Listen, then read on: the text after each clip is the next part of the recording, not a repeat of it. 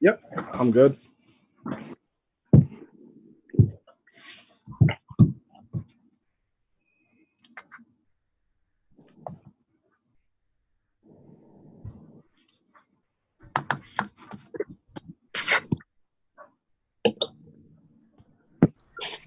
What is going on, everybody? This is an exclusive interview with our man, Siran Neal of the Buffalo Bills defensive back. Big week for everybody. We're coming off a huge week as well. But I got my amigo with me, Fred Kilmartin. What's going on, Fred?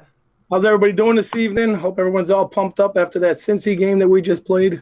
And we're going to talk about that since again. We definitely going to talk about this crowd with Siran because, it was bananas. And as promised, we got my man, as I like to call him, the jack of all trades. And we're going to, if you don't know him, you will get to know him. Siran, what is going on, my man?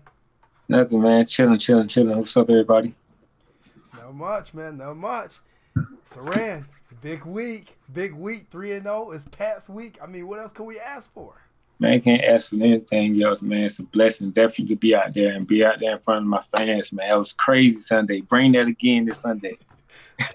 Hey, Micah Hyde, when he went on the news and he said, I want them to be loud, I knew it was going to be an issue. Oh, my God. I knew it was going to be loud, but that was another level. Oh, my God, man. I mean, have you ever been to even a college game where these people are this loud? I mean, that defensive chant that they did was it was crazy. I've never heard something so loud at the stadium like that chant was. It is nothing even close to that, man. I couldn't even hear anything out there. We were basically using everything we could do to get communication out on the field. I couldn't hear nothing at all, but I loved it. So with the crowd being so loud, was it actually hard for you guys to communicate on defense as well? Nah, it really wasn't going to be that. It's not that hard to communicate because we knew it was going to be like that, so we just talked through it through the week before we got to the game. All right. Now, and it's funny that Fred asked you if you ever been into a crowd like that. You've played in Death Valley before. I have. I forgot about that. I have. It got really loud in Death Valley when Dante Jackson, the open kick return, he had house into the crib, but got called back, but it was pretty loud in that. But I don't know. I don't think it was that compared to Sunday because that was brutal. Like my ears were just like screaming, like you can hear everything. I'm like, God, this is nice though out here. So we need that. But Siran, that myself and JT were just now getting our voices back, just so you know. Only reason why is because we wanted to keep up with everybody else. When they were up and yelling, we're up and yelling too. So we're just now getting our voices back. I guess everybody was yelling because we were yelling out there too. Man, we didn't even just change my voice back. On that last test by Trey White, I jumped so hard. I ain't jumped like that in years. I sprained my shoulder and neck. Oh yeah, man. Trey, he really balled Sunday, and when he got that interception right there, man, that right there just took over everything. That was definitely a blessing right there. All right, so we got some questions we want to ask you today, and we don't take up too much of your time because, like I said, we want you to get your rest, and we know Coach McDermott wants you to get your rest. Right. So we'll start off with you.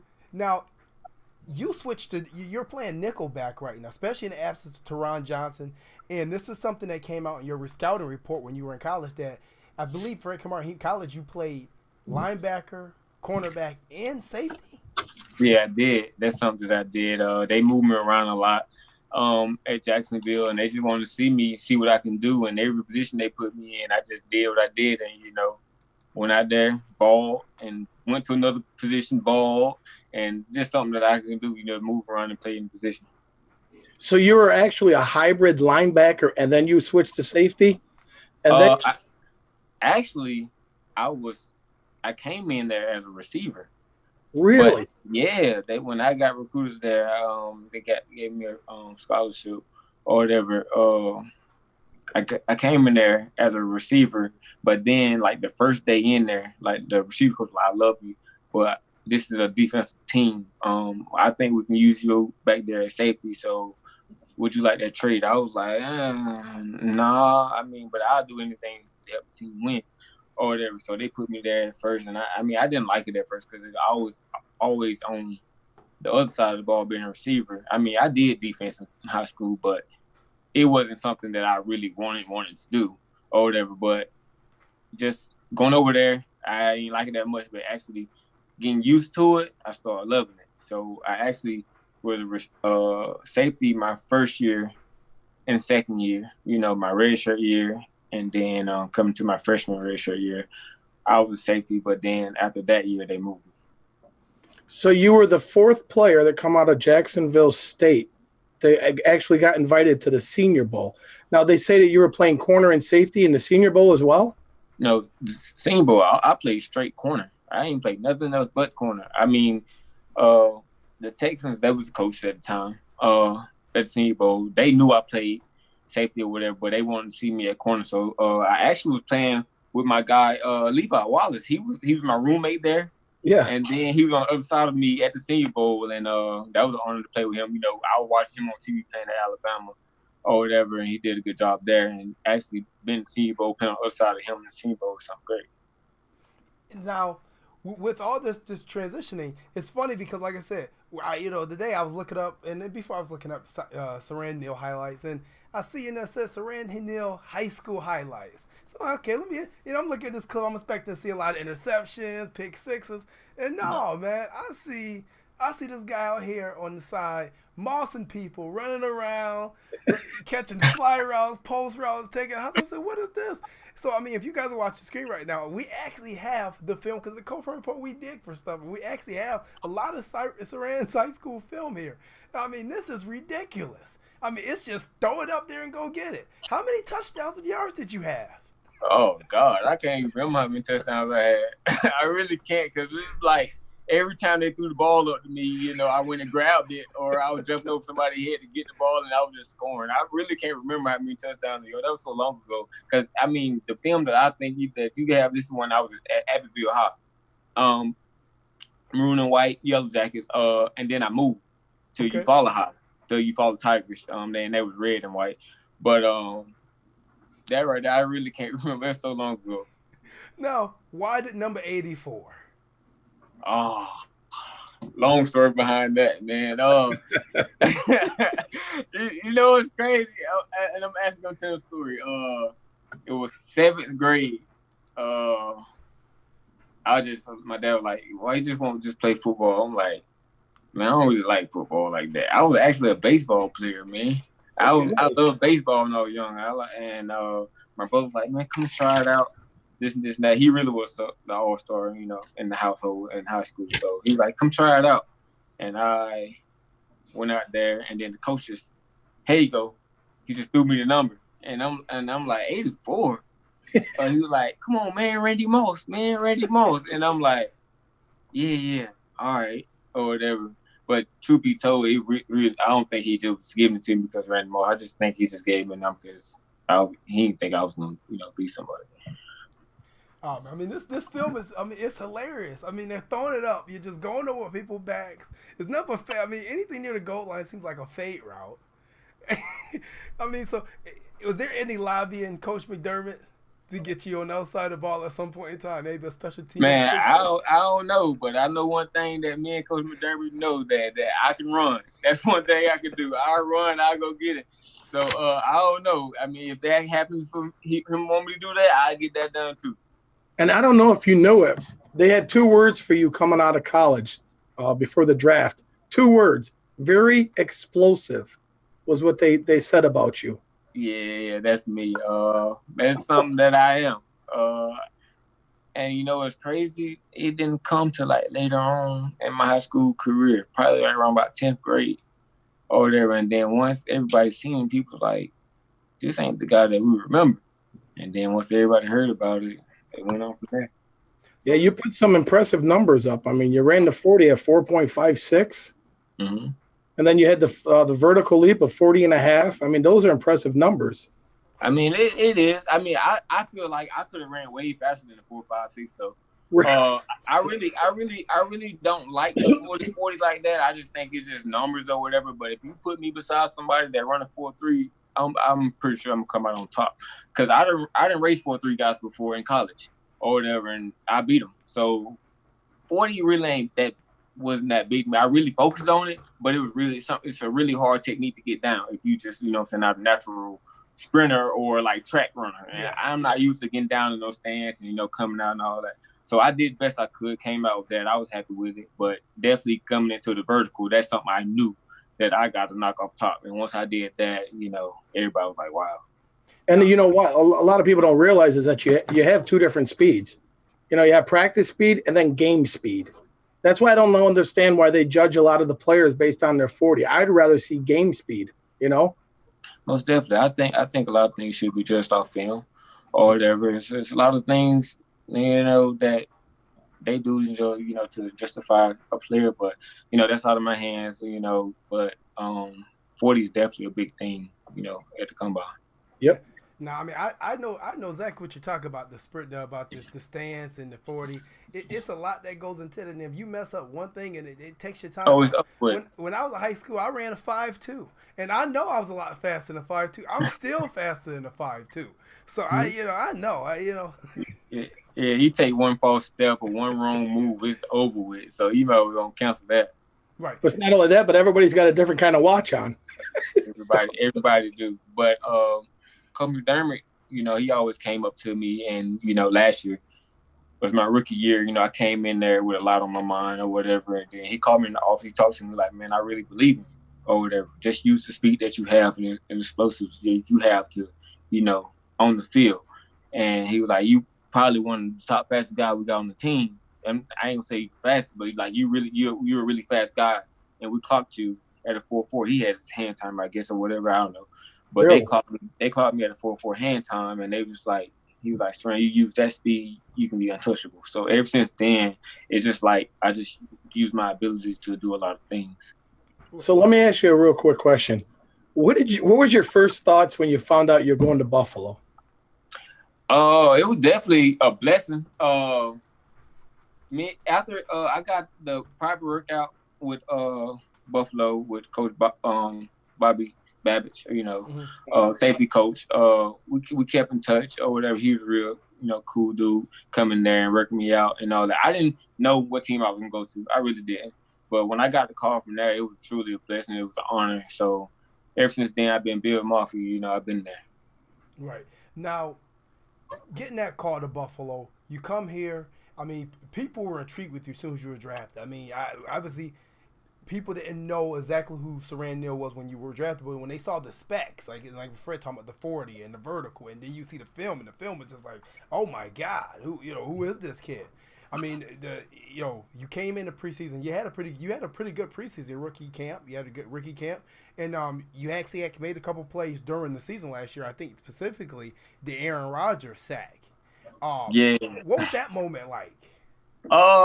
That moment right there, it really, I think it took my mind and others' mind to another level. Basically, coming off the bench where they really needed another guys, was injured. I just went in there and I told Jordan Party, I'm not gonna let him down or whatever. And then next thing you know, I got the call. Then I heard the call. I'm like, oh crap, that's me or whatever. And then this thing, I tried to disguise my way out of it. And when the ball was, snap, I just took off fast as I could, use speed, and I just got there. And once I got there, and everybody was just looking at me like, what the world's going on? Or the first play in of his rookie career, he get a sack on Aaron Rodgers, a future Hall of Famer. You don't really get that much or whatever because it's hard, it's hard to sack smart quarterbacks. They either going to get rid of the ball or they going to see you coming and turn the rotation to you to block you or there. But once I got that, man, I just knew right there in that moment that I belong. Right, and the big thing about that too is you didn't just sack them; it's where you came from. It's not like you were up in the box on the line. You were really back there. Yeah, you're in coverage. Just about. Yeah, I actually thought I was closer than that before I did it, but after going back and watching the film, I think I was like close to 15 yards back. Yeah. Whatever. When I took off, I just took off like a bat out of the hill and just flew. And I was like, get there, just get there, and just make everybody just want to put you in more or whatever. No matter what the consequences be, the outcome or whatever, just get there and just sack them. People definitely took notice on that sack. I mean, you just sacked your first play. You're sacking probably a Hall of Fame quarterback, and it's not like he didn't see you coming. He saw you coming. He did, but that right there is still, in my mind, it's just something right there just took my game to another level and my thoughts. Right, definitely couldn't get away from you. Speaking of Coach McDermott, and when you were at the Senior Bowl, was Coach McDermott at the Senior Bowl at that time too? McDermott was there, I think, or whatever. If I can remember, all I know is, during practice, I didn't remember them, but I know that I had a meeting with them, and just walking into the meeting room or whatever and seeing the smile on Coach Brady's face and, some of the coaches or whatever, and they was talking to me and they was amping me up. They was like, man, this is that, walk through some defense, and then the energy in the room was already there. And they loved me from the jump or whatever. So once I got the call, I already knew what the coaching system was like or whatever. It was just getting used to the Buffalo, Buffalo when I get to Buffalo. And definitely the cold weather is something new. That was to me. So let me ask you something. I've been a Bills fan since 1985. I know it makes me sound old, but what is McDermott doing to motivate you guys? Because I've never seen a team, except for the Marv Levy years, that want to play for a coach. And it doesn't matter if you guys are bumped, have bruises or whatever. Everybody wants to get on that field. They want to play for McDermott. What is he doing to motivate you guys? McDermott he actually coached to bring the best out of players, the best out of his whole unit. He don't just coach, specific things. He coach everybody as one. He bring us together as a team, as a family. And once as a family, as a team that we are, we get that bond and we just go out on that field. We don't want to let each other down. That's, the most fearful thing for us. So we just go out there and just play for our brothers and balls to the wall. Right. Now, speaking of that, you made a point about McDermott, but what about Leslie Frazier? Because Leslie Frazier that's a wealth of experience between those two guys. That's a wealth of defense experience and defensive success. When you come in, are you learning immensely from right away? Well, with Leslie Frazier, coming in last year as a rookie, me and him talked, and he just always instilled in me, put in my mind, Siran, you can be this player if you just put your mind and heart to it. You can be this player, you can be that player, you can be in the league a long time. And then this year or whatever, after the season, he just called me. He was like, Siran, or whatever, I think he can get the job done at this certain position. So just come in, when everybody get back and, do that or whatever. And then we came in and everything been good since then. So you must have a lot of books that you got to study if they got you bouncing all these different positions. It's definitely a lot of plays. There's a lot of plays in there, but the thing about about this is if you love it, you gonna do what you gotta do to get on the field, or whatever. So it's just been long nights of studying with me. So and I want to help the team win. That's something that I do. So when you came in last year as a rookie, I mean, you're from down south. You're probably a ways away from the family and everything. When you came to Buffalo, did you have one person that you leaned on, like a mentor or anything, to help you adjust to being away from home and being up in Western New York? I can't say that I had someone to lean on up here to adjust to New York, but last year as a rookie, Coach Bobby Babbitt, he used to tell me about a lot of things, how to get settled in and all that stuff. But last year I didn't have my my family up here, my daughters and their mother. I didn't have them up here or whatever. So once actually that happens or whatever, I just felt like with my daughters being at home last year, it was a lot. Now I have them up here or whatever. So, just take a lot off my plate. Right. Yep. Right. And speaking of your daughters, you have twins. Yeah, I got twin girls, Lauren and London. What are they like at home in the off season? Those are for sure grown women at the age of 3. Oh my God, man! They are brilliant. They smart as crap. I don't know where they get their smartness from, but they are brilliant. They know a lot of things. They know what to say. They know what to do. They know how to do a lot of things on their own. And when I try to help them do things, they get mad. Or they just really try to, be really. They try to be women already, and that's something I love about them. But they definitely athletic. They doing everything they want to do, man. So I love them a lot. No.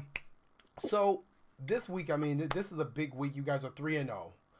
The crowd is gonna. I mean, the crowd is gonna. I don't know how they can top last week, but if one fan base can do it, is this fan base. And last time that we played the Patriots and they were undefeated, we're undefeated. We actually beat them in 2012, and they actually brought the decibel machine out from Guinness World Records, and we almost broke the. We didn't break it, but they almost, yeah. They may need to bring that thing out again because this place is going. The New Era is going to be rocking. It's going to be rocking, but God, man, I just this moment alone. I mean, it don't need to be too big of a moment for one, but just coming in and playing against the Patriots or whatever, and just want to go in there and just beat the Patriots, as we want to do, but just going against them, preparing and doing everything we got to do to stay the 4-0 or whatever. It definitely been a step this week, but I'm pretty sure we get the job done. But the thing is that Tom Brady comes in, he's beaten the Bills 15 times at home. I mean, as a player, what do you know much about the Patriots? Only the fact that they're probably one of the better teams in the NFL, and you always want to go against the best and you want to beat the best. What kind of mindset does the team have going into this weekend? In order to be the best, you definitely got to beat the best. And knowing the Patriots, they're one of the better teams out there. With all the Super Bowl winners they have, they got Tom Brady, you got good defense or whatever. And they're a really good team. Everybody knows they're a really good team. But definitely, as us as a unit, we know what we are going up against. But we know as a unit, we got to come in there prepared and going there to do all things. But this game right here, I feel like it's going to take the top off of everything. And us as a unit, we believe we can do that.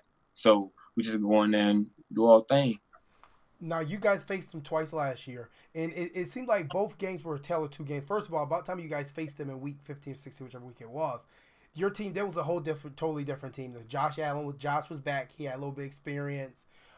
It seemed like the defense had gelled a little bit better. A lot of you younger guys had got more playing time or experience in that Monday night game. And you guys actually held Tom with a 13-26 for only 36 or 46 yards, whatever it was. It wasn't. He didn't get the running game was the one that bit you guys last year in the second game. It is what came up to bit you. But I noticed in these last 2 weeks versus not only the Giants and Saquon Barkley and not only Joe Mixon, the one guy who was on the field early this year that was on the field early last year was Siran Neal. They had you in the game extremely early, and I also noticed that your snap counts are up to about 42% for the season, but you played more percentage of the snap counts against the Giants and Mixon. So, between against the Giants and the Bengals, against those two stud backs, which I think we're going to see a lot of Siran Neal early. I don't want you to give your game plan away, but it seems like they're prepping for this. They're prepping to stop different things, and I love it. How are you guys preparing for this game? Man, I like y'all said, we had a young team last year. We did, and we got a lot of guys that have got a lot of playing time, over this past year and come back and get playing time. But I think, what I know the team this year, something totally different. The atmosphere is different. The mind is different. The vibe is different with the team. Like the brotherhood is tighter in the locker room. Everybody, lean on each other for this. So going into this game, we know we got each other back. So with that, knowing that, that's all we need. Got the coaches behind us, and we got our fans behind us, and I know we got our fans behind us from the last game. And we noticed that. I actually noticed that the Micah Hyde charity softball game that he did up in Buffalo early on, how close the team was with each other. I mean, it really. I mean, it definitely, like you said, like a brotherhood. I mean, and that reminds me of the early '90s with Jim Kelly and how close those teams were. And you know what? That's probably a testament of what McDermott's building. Is getting all you guys together and to trust each other and knowing that you each other got each other's back. So I mean, that's a great thing to have for a young team, anyways. Yeah. Like definitely like just early in that process with the Michael High softball game and just play 60s and all that stuff during the summer. Coach McDermott really put in and he really instilled in our head like get together, do this with each other, do that with each other, come to the field, meet with each other at a certain time, eat with each other at the certain time. Put your phone in the basket when you're eating with each other. Just get to know each other.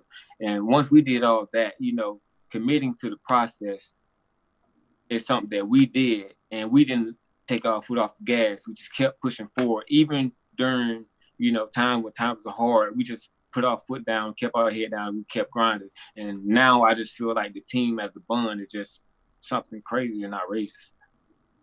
No, I agree, and like I said, I have to second Fred's point when we were at that game, and we actually got on the field with you guys, with the guys after the game. It's like I said, it is a brotherhood, it's a bond, and thinking of you, just your secondary alone, you were at the Senior Bowl with Levi Wallace, so you knew him, you bonded with him already, but then you, Levi, and Teron were all rookies last year. Yeah. So does that help because you guys are all learning about the same city, learning about the same things, and maybe you guys linked on each other to really just stay together and what's Buffalo about? What's this about? How can we learn this? How can we do this better? It's just like I don't know. It's just like with me, Taryn, and Levi or whatever, when we came in or whatever, me and Taryn, we from the same, we from FCS, we from small schools, right, or whatever. We bonded right there off that before we even came here to Buffalo. Me and Levi, we bonded at, the Senior Bowl or whatever. And Levi, pretty cool cat, man, to get to know. He pretty good dude. So once we did that or whatever, knowing we was the young DBs or whatever, and going into, before I got here, I knew the talent that we had on defense. We had Michael Hyde and Jordan Poyer when Coach Bobby told me about that when he came working me out. Or whatever, but we knew going into this defense that we would have a really special unit. And now bringing the unit from last year and building off last year and bringing it back to this unit, we hold our stuff at a higher standard. Now we hold ourselves at a higher standard. We want to keep our standards really high about what we want to do and what we want to do on the football field. So basically, it ain't just on the football field; it's off the football field with dinners and stuff. Eating with the family and all that. But that's secondary. It's the love and the bond back there is untouchable. Right. And before we get to one last couple points about the Pats, who is off the field? Who is surrounding them? Now we see a huge collection of shoes behind you, and we got some comments in the chat, about hey, how many sneakers this guy have? Who is surrounding off the field? Surrounding off the field, I'm pretty laid back, man. I'm pretty laid back. When I'm with my daughters, I'm chilling or whatever. But Siran with the guys, I mean, I'm a goofy kid, man. I like to laugh, have fun with everybody I get around, man. I just like to be around people that want to make everybody else feel good about themselves. So that's just me. I'm really outgoing guy. I did notice, though, being at training camp, that you are becoming a fan favorite because you take the time with the fans, and a lot of fans appreciate that. And I noticed that, So guess what? You're going to be the next fan favorite up here in Buffalo. Most definitely. Just coming into the NFL, I just knew a lot of people didn't know me or whatever. And coming to Buffalo, a lot of people, they heard of me, but they really didn't never know me. It's like, okay, that was the kid Siran Neal right there or whatever. But I just knew, just taking the time out to talk to them, going to meet with them or play 60 with the kids or sitting out there with the fans signing off on autographs and everything. It would get the fans and alert the fans that Siran is a very good kid. He's a very good guy to be around, very good player, not just only player, but a very good person. So just, that moment alone was just told to tell myself to, get to know these people, let these people know you. So that was something huge for me. Right. Well, Now, you can see what Bills Mafia is all about, and they show Buffalo players love. And I love that. I love that. Now, this season you went through. You had a jersey change number. You changed your jersey number to 33 from 29, and there's actually a story behind that. Do you want to give the viewers a little tidbit of the story behind that? Yeah. I mean, before I had a brother that passed right before I got drafted to Buffalo, or that he wasn't my brother. He was my friend, but we've been growing to get. We really been together since Yeha, since Pee Wee League, since elementary school, or whatever. But before I got drafted, he was like he had got locked up for something that was he didn't do or whatever, and then he beat it or whatever. But when he got out, he told me, he was like, man, I think you gonna get a shot at the NFL. I was like, dog, you something you ain't got to worry about. I'm going to the NFL. That's my promise. I mean, I got my daughters to take care of, got my family to take care of, or whatever. But when I talked to him, he was like, man, I really believe that. So I actually left from down there or whatever. I went back to Atlanta to train. It was actually around about, I think, Mother's Day, or that when he passed. I heard the news on Mother's Day that he passed. He got a car accident. Or whatever, and that's where I get my number from. He wore that number all his life from his dad. His dad passed too. His dad was really good coach. His dad actually talked me into playing football. That's crazy. He was like, I think you should just try it out, or whatever. Like your dad, your brother good, your other brother good, and my younger brother was actually better than me in Pee Wee League. And the one that's under me. And I hated football. I ain't gonna lie, but I hated it. I'm glad you changed your mind about it, though. I hated to get hit. I used to cry when my brother hit me and all that stuff. He used to just like toughen up. But I got that number from my brother, Montrez Brown, man. I just when that day happened, it just changed my life. And when I changed that number, I just really told myself to give it all I got. And coming back in the year 2. I just want to, wear that name in his honor and ball. That's all I want to do. Yeah. And I tell you what, Siran, I think you're making everybody proud. I think you're wearing that number with honor. I think you're representing not only your brothers, your family, Bills Mafia, Jackson State University. We call them Jackson State Mafia. You represent No. Jacksonville State. Jacksonville State. Jackson State is in Mississippi. Jacksonville State is in Alabama. Jacksonville State Mafia. You represent everybody. Well, man, like I said, keep putting in the hard work. We appreciate you joining us tonight, boy. You may have a tough cover this weekend because you're playing a nickel. It doesn't like Tehran is going to be able to bounce back this week. Unfortunately, Julian Edelman may be standing across from you on that field this weekend. Oh, definitely. I respect him. I respect him a lot. But I'm a football player just like he's a football player. Yep. So you ready for that assignment, man? I'm not gonna ask you if you're ready because just sitting here talking to you, and I think Fred a second is, we know you're ready. Absolutely. I'm definitely ready. We're ready. We got your back. Remember that Bills Mafia. They support the team 100%. We have your support. I mean, we're definitely going to be watching. Definitely. That's all we need. We're gonna march in that stadium. The only thing we need behind us is our fans and our family. And believe me, we're gonna go in there and give it all we got. Defend our dirt. So Siran, we don't want to hold you up too much because we do. You gotta get your rest this week. It's a big week. We're definitely behind. We want you to win this game. But there's one thing that you wanted the fans to do for you. Oh yeah. Well, I'm trying to get to know my fans, man. I'm trying to, just get y'all to follow up on my life, whatever, and all that. I deleted my Twitter a while back, around about camp. I ain't, really want to see all the bad news or what people had to say or whatever about, the team or this and that. So I deleted my Twitter. I want all my fans to go follow my Twitter.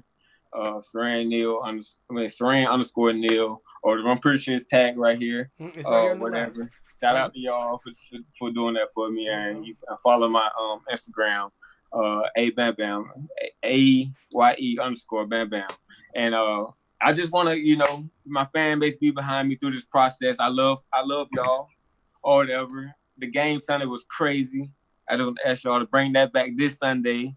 Be behind us as we march in there and do our thing. So y'all do that for me. Love all y'all. Yeah. So Fred, any final words? Siran, I appreciate you taking the time with us today. And like I said, I've been watching you since you came to Buffalo. And just keep doing your thing, man. Stay healthy this weekend and go out and get that W. I appreciate it, man. Thank y'all. Yeah, once again, thank you, Siran, for joining us. Big thank you to Siran for getting on with us tonight. We'll have him back later in the season. We definitely got to get him back on. Like I said, it was a great interview. He's a great guy. If you caught it late, we're going to replay it again. It'll be there safe. So make sure you catch it and make sure you go follow my man. Get his followers up. Come on, Bills Mafia. We give money to everything. We can get this man to 100K. All right, 100K followers. At least appreciate it. All right. Wait, other than that, hey guys, good luck on Sunday. We'll be back Sunday as well live. We were in Buffalo last week up there with the craziness doing our thing, but we'll be back live after the game, after hopefully a W this week. And once again, thank you to our special guest, Siran Neal, and we will catch you guys later. We are DONE. Done. Out of here.